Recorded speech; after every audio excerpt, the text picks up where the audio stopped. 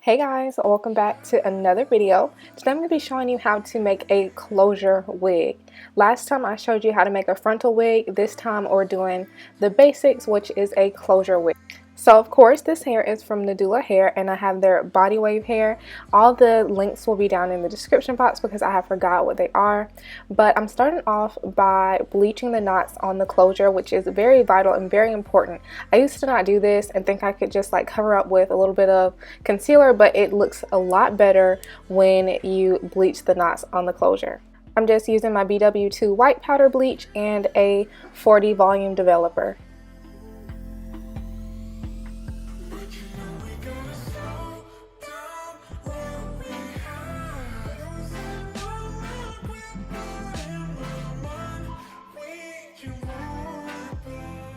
So now that you've bleached the knots on your closure, now it's time to pluck it. So this is something I really used to not know anything about when I was first starting off making wigs. This is something that never really existed. I thought you only had to pluck frontals, but it really helps if you pluck your closures as well.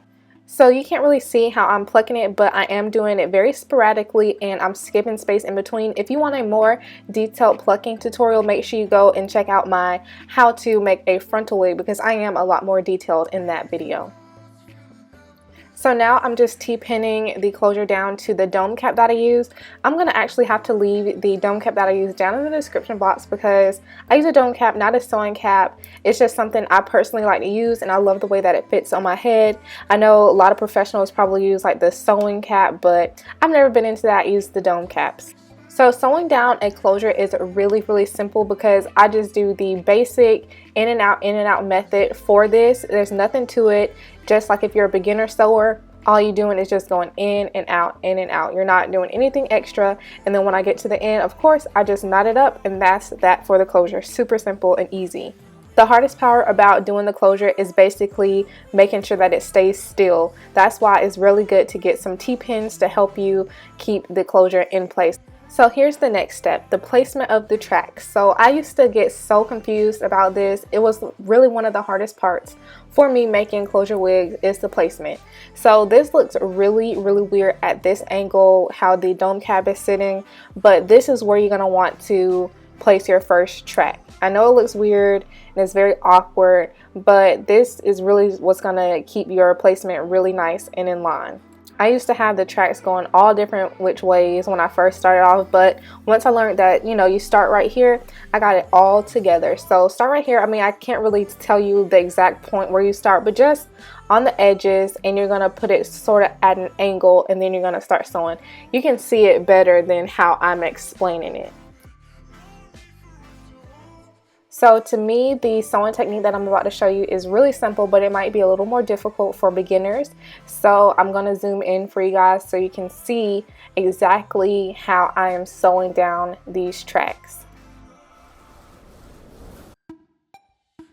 So I am doing the blanket method of sewing and it's really simple once you get the hang of it. I was a little confused when I first started, but all you do is you take the thread through the first part of the track. I literally take it through the weft of the track and then I take my thread. In this case, I pulled it towards the left and I'm going to take the needle and I'm going to thread it in front of the thread. So it's really hard to explain, but you can definitely see how I'm doing it. That's why I zoomed in for you guys so you can see better than what I'm explaining.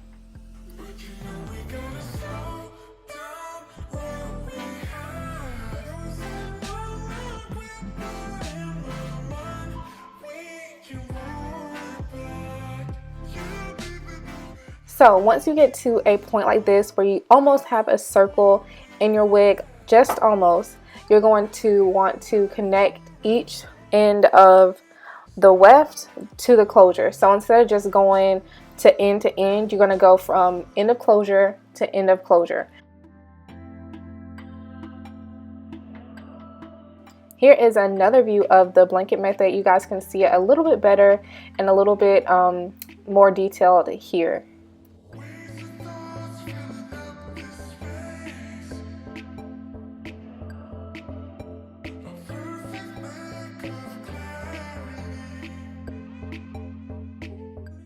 So when you get to the point where you do have a full circle in your wig, you're going to want to start lining the tracks up and down, just in straight lines, and you can see me doing that here.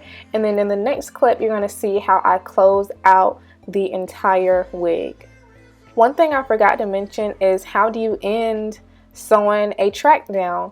I usually just knot it at the end, and I know I've seen some people like do knots in between the tracks and stuff, but I strictly do the blanket method throughout the track, and then at the end, that's when I finally knot the weft. That's when I'm done with that one weft. I know that this might not be the most secure method of making a wig and sewing down tracks, but this is just how I do it, and that's why I'm not a professional.